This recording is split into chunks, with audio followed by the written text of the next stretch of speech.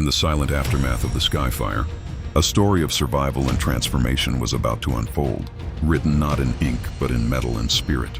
The jungle floor, usually alive with the symphony of unseen creatures, was hushed, holding its breath around the jagged wound torn through its canopy.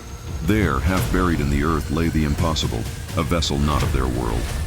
Its hull, a seamless expanse of midnight metal, pulsed with a faint internal light, weeping strange fluids that hissed upon contact with the damp soil.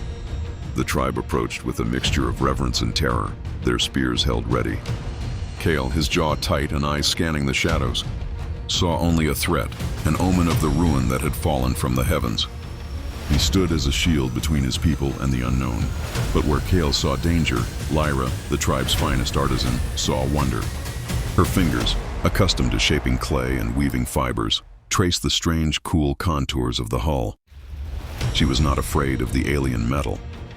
She was captivated by it, her mind already alight with the possibilities held within its silent, sleeping form.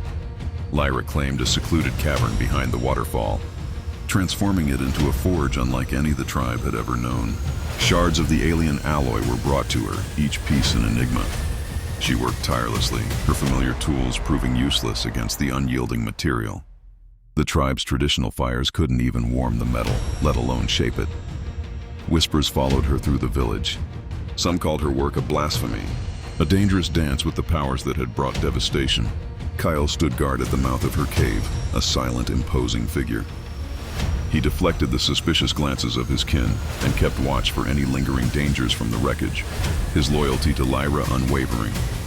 He didn't understand her obsession, but he understood her spirit, and he would protect the spark of hope she was so desperately trying to ignite. Failure became a familiar companion. Countless days bled into nights, marked only by the clang of useless hammers and the dimming of Lyra's spirit.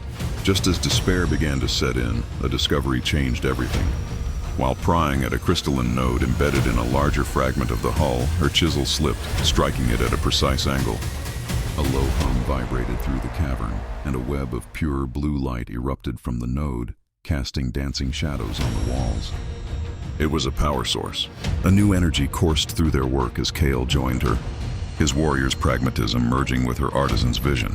He showed her how to bind the glowing components with sinew and carved hardwood, while she taught him how to coax the alien technology to life. Together, they began to weave the old ways with the new, creating something that was neither of the tribe nor of the Skyfall, but a fusion of both. The day came when their creation was ready.